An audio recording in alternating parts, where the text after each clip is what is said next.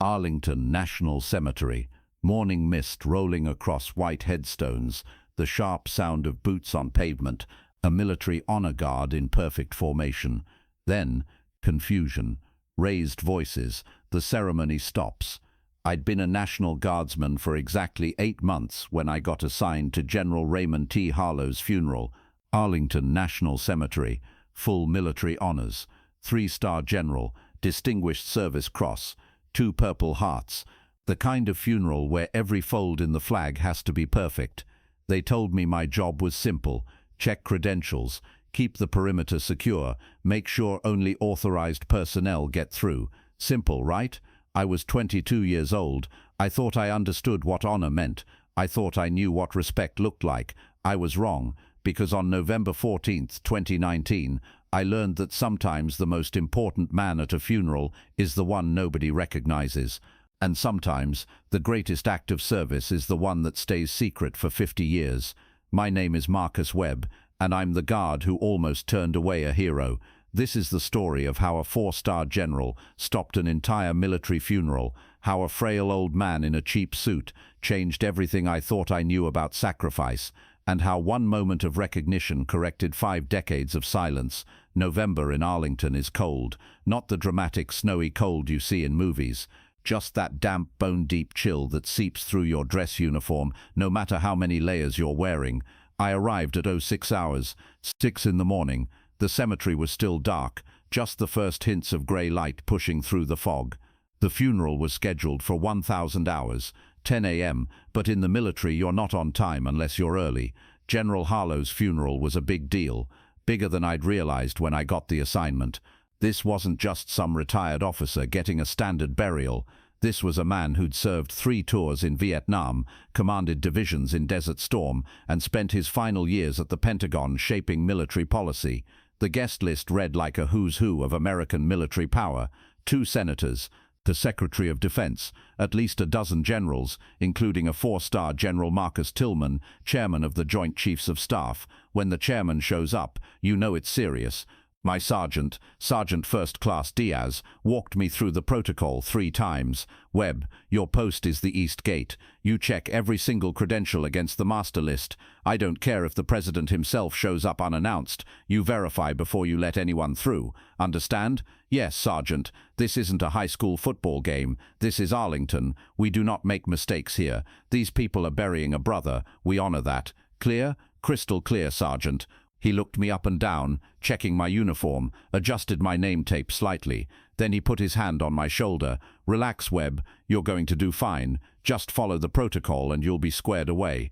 I believed him. By 09 hours, the cemetery had transformed. The honor guard was in position, 8 soldiers in dress blues, movements so synchronized they looked like a single organism. The caisson, a horse-drawn carriage that would carry the flag-draped coffin, stood ready. The horses, 6 of them, stood perfectly still despite the cold. Family members began arriving. General Harlow's widow, Eleanor, she was in her 70s, dignified even in grief, wearing a black dress and a simple string of pearls. Their children, grandchildren, all of them moving with the quiet composure of people who'd been preparing for this day. Then the military guests. They arrived in clusters, officers in dress uniforms, ribbons and medals catching the morning light. Each one rendered a salute to the flag-draped coffin as they passed. Each one embraced Mrs. Harlow with the careful gentleness of warriors who knew exactly how much loss weighed. I stood at my post, checking credentials, checking names against the list. Everything was proceeding perfectly. At 09:45 hours, 15 minutes before the ceremony was scheduled to begin, I saw him. He came walking up the path alone. No car, no escort. Just an old man shuffling through the cemetery in a suit that didn't fit right. And I mean old. Had to be in his 80s, maybe older. His face was weathered like old leather, deep lines carved around his eyes and mouth. His hair, what was left of it, was white and thin, combed carefully but still wispy in the morning breeze. The suit was wrong, too big in the shoulders, too short in the sleeves, the kind of suit you buy at a discount store when you need something formal but can't afford a good fit. It was clean, pressed even, but it hung on his thin frame like it belonged to someone else. He walked slowly, carefully, one hand gripping a wooden cane. Not one of those modern ergonomic canes. This was old, worn smooth by decades of use. Each step looked like it cost him effort, but it was his eyes that struck me, even from a distance. They were sharp, alert, the eyes of someone who'd seen things, who remembered. He approached my checkpoint, stopped, looked at me with those piercing blue-gray eyes. "Morning, son." His voice was rough, textured like gravel, a smoker's voice maybe, or just the voice of someone who'd lived a lot of years. "Good morning, sir. I'll need to see your credential and check your name against the attendance list." He reached into his jacket pocket, pulled out a wallet. Old, cracked leather. He fumbled with it slightly, arthritis I guessed, and eventually produced a driver's license. I took it, read the name, Thomas Eugene Decker, age 84, address in Fredericksburg, Virginia. I scanned my attendance list, went through it once, then again. No Thomas Decker, no Decker at all. "Sir, I'm not seeing your name on the authorized list. Are you family?" "No." "Are you active or retired military?" He hesitated, just for a second. "It's complicated." That wasn't an answer. I'd been trained for this. Unauthorized personnel, no matter how sympathetic, could not be admitted to a military funeral at Arlington. Security protocol was absolute. "Sir, I understand you may have known General Harlow, but I can't admit you without proper authorization. If you'd like, I can direct you to the family liaison officer who might be able to." I saved his life. I stopped, looked at him. He was staring past me, toward the funeral site, where the flag-draped coffin rested on the caisson. "I'm sorry, sir. Raymond, General Harlow. I saved his life, long time ago. Different war, different world." He looked back at me. "I just wanted to pay my respects, that's all." My training kicked in. Sympathy was fine, but protocol was protocol, and truthfully, I'd heard stories like this before during my brief time in service. Old men who claimed connections to famous soldiers. Sometimes they were true, often they weren't. Memory plays tricks. Time exaggerates. People want to feel connected to something important. "Sir, I appreciate your service, but without proper authorization, I cannot let you through. If you contact the family or the military liaison, they may be able to verify. I don't have authorization." He said it simply. Matter of fact, most of what I did was classified. Still is, probably. There's no paper trail, son. No medal, no citation. Just me and Raymond, and a night in 1969 when I made sure he got home. I felt bad. I genuinely did. This old man had traveled here, dressed in his best suit, just to honor someone, but I had my orders. "Sir, I'm sorry, I truly am, but I can't make exceptions. If you'd like to, I understand." He cut me off, not angry, just resigned, like he'd expected this. "You're doing your job. I respect that." He turned to leave, and something in me twisted. This wasn't some crazy person.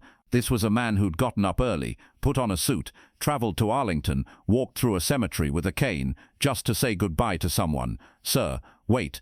Let me at least call my sergeant. Maybe he can." "Don't trouble yourself, son. I'll just pay my respects from here." And he walked over to a bench about 30 yards away, sat down slowly, carefully, and just stared at the funeral site in the distance. I watched him for a moment. Then I went back to checking credentials, trying to ignore the uncomfortable feeling in my gut.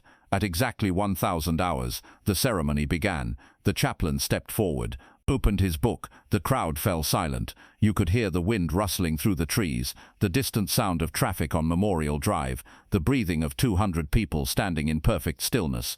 "We are gathered here today to honor the life and service of General Raymond Thomas Harlow." I stood at attention at my post. I could see most of the ceremony from where I was. The honor guard, the family, the rows of officers, their uniforms adorned with enough medals and ribbons to represent centuries of combined service. And I could see the old man, still sitting on that bench, head bowed, hands resting on his cane. The chaplain spoke about sacrifice, about duty, about a life spent in service to something greater than oneself. General Harlow had been, by all accounts, an exceptional officer, a leader who cared about his soldiers, a strategist who'd saved countless lives through smart planning rather than brute force. Mrs. Harlow sat in the front row, flanked by her children. Her face was composed, but I could see her hands trembling slightly as she clutched a folded handkerchief. The eulogies began. A colonel who'd served under Harlow in Desert Storm spoke about his tactical brilliance. A senator talked about his work at the Pentagon. Each story painted a picture of a man who'd lived according to a code: honor, integrity, selflessness. Then General Marcus Tillman stepped forward, 4-star general, chairman of the Joint Chiefs of Staff, the highest-ranking military officer in the United States. When he walked to the podium, every person in uniform instinctively straightened their posture. Tillman was in his early 60s, tall, with silver hair cut military short. His uniform was immaculate.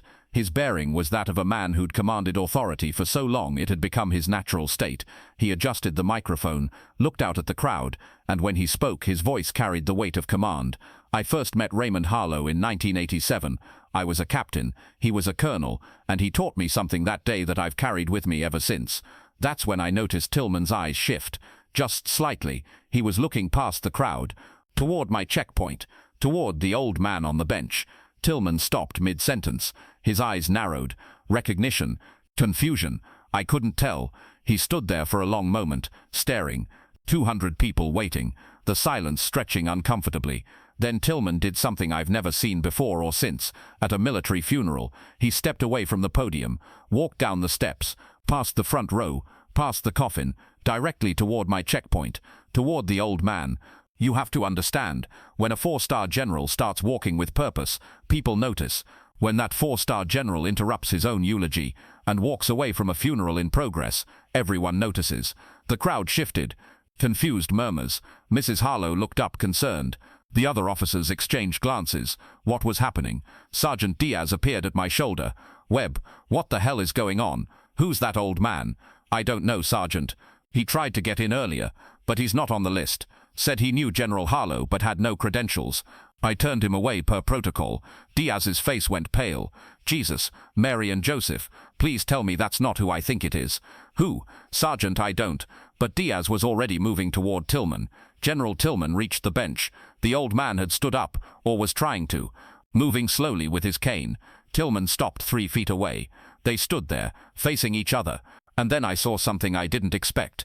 General Marcus Tillman, chairman of the Joint Chiefs of Staff, 4-star general, the highest-ranking military officer in America, came to perfect attention and rendered the sharpest salute I've ever seen. The old man's eyes went wide. He shook his head slightly, as if to say, that's not necessary. But Tillman held the salute.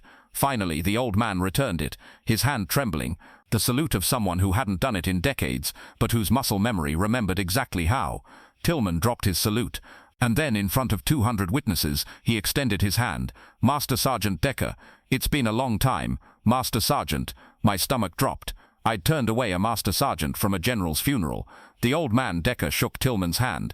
General, I'm sorry for the disruption. I just wanted to pay respects from a distance. I didn't mean to disruption. Tillman's voice carried across the cemetery. He turned to face the crowd, raised his voice so everyone could hear. Ladies and gentlemen, I apologize for the interruption, but I've just encountered someone who absolutely must be here. Someone without whom we would not be burying a hero today. We would have been burying him 50 years ago. He turned back to Decker, gestured toward the funeral site. Master Sergeant, you're sitting in the wrong place. You should be in the front row. General, I don't think that wasn't a request, Master Sergeant. It was an order. What happened next? I'll remember it until the day I die. General Tillman offered his arm to Master Sergeant Decker. Decker hesitated, then accepted it, and together they walked back toward the funeral. A 4-star general escorting an 84-year-old man in an ill-fitting suit. As they passed through the crowd, something extraordinary happened. The first officer who recognized what was happening came to attention. Then another. Then another. Like a wave spreading through the assembly, every military member present snapped to attention, and then they began to salute. Not the coffin, not the flag. Master Sergeant Thomas Decker. He walked slowly, leaning on both his cane and General Tillman's arm, past row after row of saluting officers. His face was a mix of emotions: shock, embarrassment, grief, pride. Tears streamed down his weathered cheeks. General Tillman led him to the front row. Mrs. Harlow looked up, confused at first. Then Tillman leaned down and whispered something to her. Her hand flew to her mouth. Her eyes went wide. She stood immediately, took both of Decker's hands in hers. You, she whispered. I was close enough now to hear. Raymond told me about you. All these years I thought you were dead. Decker said gently. Nearly was, ma'am. More times than I can count, but not quite. She pulled him into an embrace. This dignified widow who'd maintained her composure all morning broke down crying on the shoulder of a man she'd never met but had heard about for 50 years. Tillman guided Decker to a seat, front row, next to the family, where he belonged. Then Tillman returned to the podium, adjusted the microphone. When he spoke again, his voice was thick with emotion. "I was telling you about the first time I met Raymond Harlow, but that's not the most important meeting Raymond ever had. The most important meeting was on April 17th, 1969, in the jungle near Tay Ninh Province, Vietnam." He paused, looked directly at Decker. Raymond was a lieutenant then, leading a platoon on a reconnaissance mission. They walked into an ambush, NVA forces, well positioned, well armed. In the first 30 seconds, Raymond took shrapnel to his leg and back. He went down. His radio operator was killed.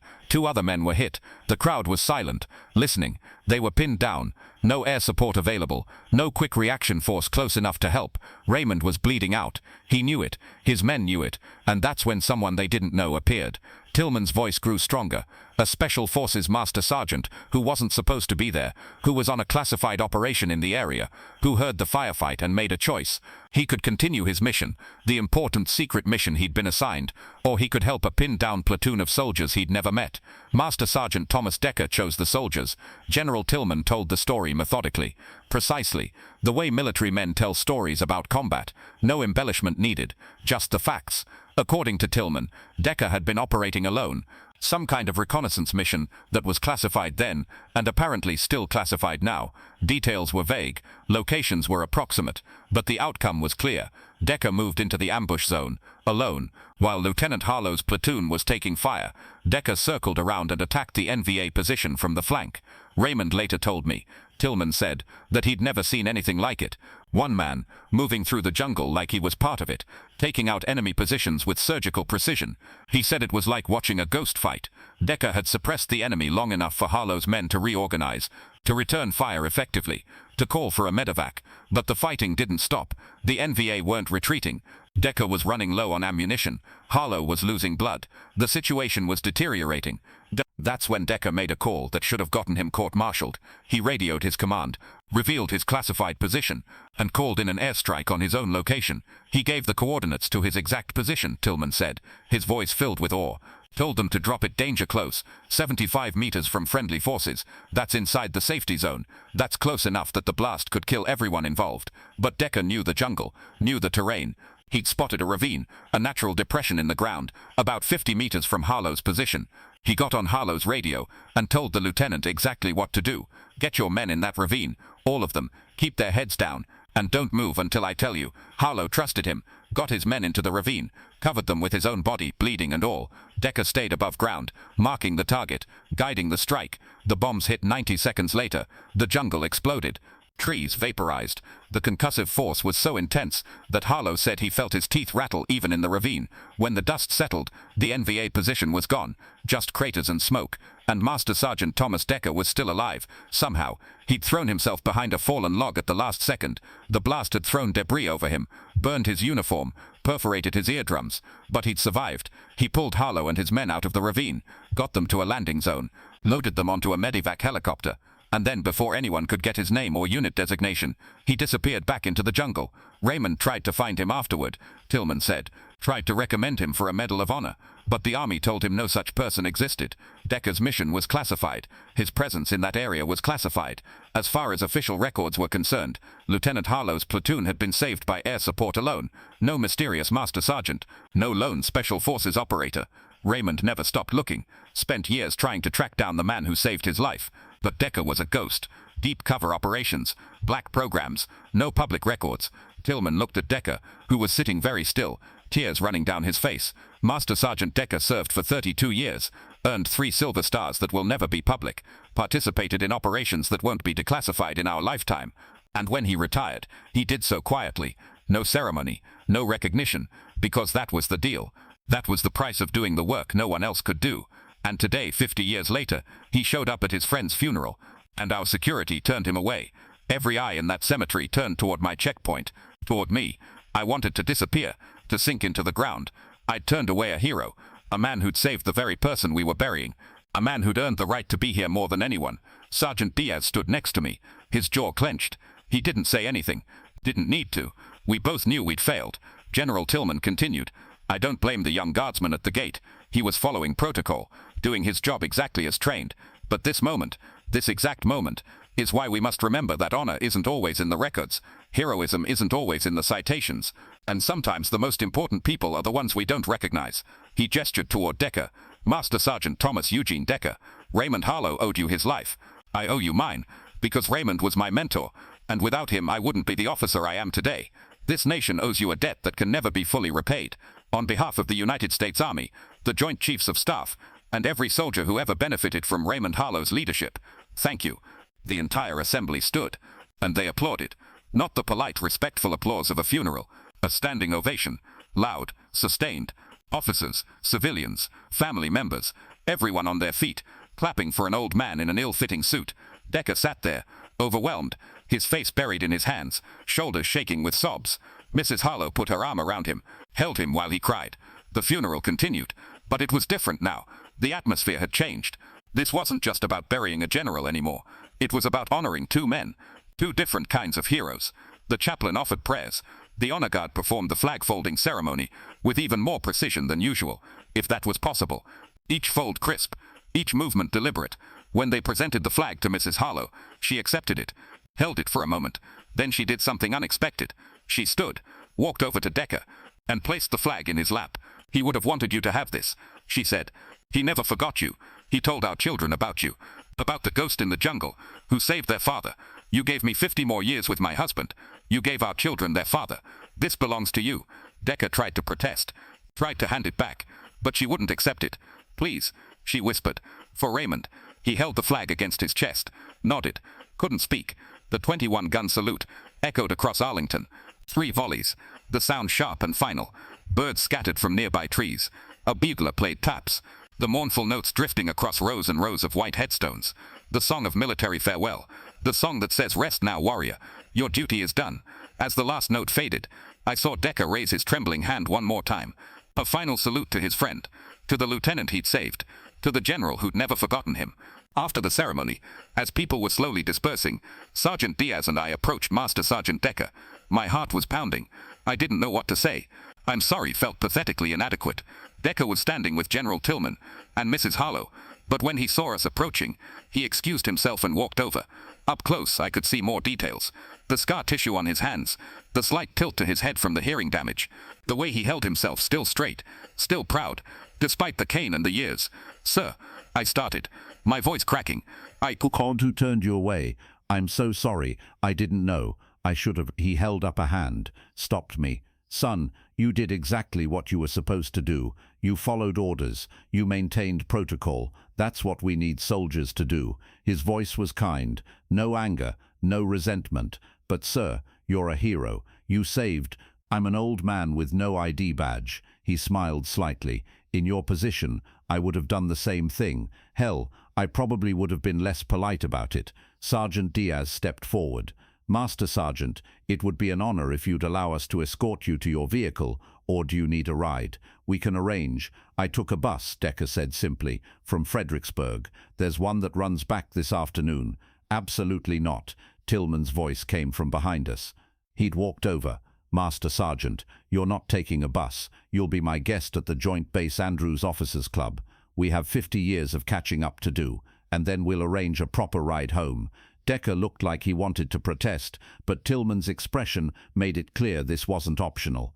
"Besides," Tillman added, "there are some people at the Pentagon who are very interested in finally officially thanking you for your service. Turns out some of those classified operations have been declassified recently. Your name is going to end up in the official records after all." I didn't see Master Sergeant Decker again, but 3 months later I saw something that made me think of him. I was scrolling through military news online when I saw a headline, "Vietnam War Hero Finally Receives Silver Star in Pentagon Ceremony." The photo showed an 84-year-old man in a properly fitted suit, this one tailored, sharp, standing at attention while a general pinned a medal to his chest. Master Sergeant Thomas Eugene Decker, finally being recognized, 50 years late but recognized. The article said 3 of his silver stars had been declassified. Operations in Vietnam, Laos and Cambodia, each one involving impossible odds, each one involving Decker doing things alone that most soldiers couldn't do with a full platoon. The article also mentioned that he'd be buried at Arlington when his time came, with full military honors, and that a section of special operations soldiers had already requested to serve as his honor guard.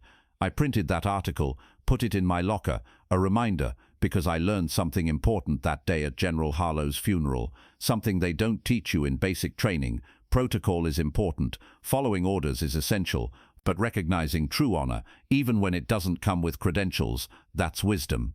Master Sergeant Decker taught me that heroes don't always look like heroes. Sometimes they look like old men in cheap suits. Sometimes they're ghosts in the jungle. Sometimes they're the people we almost turn away. I'm 25 now, still in the Guard, but that day at Arlington changed me, changed how I see service, how I see sacrifice. General Harlow's funeral was supposed to honor one man. Instead, it honored two. And in doing so, it reminded everyone there what military service really means. It's not just the battles you fight in daylight. It's the operations you run in darkness, the missions no one knows about, the sacrifices that go unrecorded. It's being willing to call in an airstrike on your own position to save people you've never met. It's spending 50 years in silence because that was the price of doing the right thing. It's showing up to a funeral in an ill-fitting suit just to say goodbye, even knowing you might be turned away. That's honor, real honor, not the kind that comes with medals and parades, the kind that lives in a man's character, in his choices, in the quiet moments when no one's watching. Master Sergeant Thomas Eugene Decker saved Lieutenant Raymond Harlow in 1969, but in 2019, at that funeral, he saved something else. He saved me from becoming the kind of soldier who only sees what's on paper, who only recognizes valor when it comes with credentials. Mrs. Harlow passed away 2 years after her husband. At her funeral, Master Sergeant Decker was in the front row. This time, no one turned him away. This time, everyone knew exactly who he was. And when Decker himself passed away just last year, at age 86, his funeral at Arlington was packed. Hundreds of people, Special Forces operators from 3 different generations, generals, sergeants, soldiers who'd never met him, but who'd heard the story. I was there, part of the honor guard, and when we folded his flag, I made sure every fold was perfect, because that's what you do for a hero. Even if it took 50 years to say thank you, let me ask you something, and I want you to think carefully about your answer. How many heroes have you walked past without recognizing them? How many veterans have you seen in the grocery store, the bus stop, the park bench, and never realized what they'd done, what they'd sacrificed, what they carried inside them that they could never talk about? Master Sergeant Decker spent 50 years as a ghost. No recognition, no thanks, just the quiet knowledge that he'd done his job and done it well. How many others are out there right now, living quietly, shopping for groceries, taking the bus, wearing ill-fitting suits to funerals, waiting for someone to see them, to recognize them, to say thank you? Maybe the real lesson isn't about military funerals or protocol or credentials. Maybe it's simpler than that. Maybe it's about remembering that the most important people are often the ones we don't immediately recognize, that honor doesn't always come with paperwork, and that sometimes the greatest heroes are the ones who never asked to be called heroes. Master Sergeant Thomas Eugene Decker didn't want recognition. He just wanted to say goodbye to his friend. But he deserved recognition. He deserved that front row seat. He deserved those salutes. And somewhere out there right now, there's another Master Sergeant Decker, another quiet hero, another person whose sacrifices saved lives but never made the records. The question is, will we recognize them, or will we turn them away? Leave your thoughts in the comments. Have you ever met a veteran whose story surprised you? Have you ever missed recognizing someone important? And if you're a veteran reading this, thank you. Whether your service is in the records or not, whether you have medals or just memories, thank you. We see you, we remember, we honor you, every single one of you.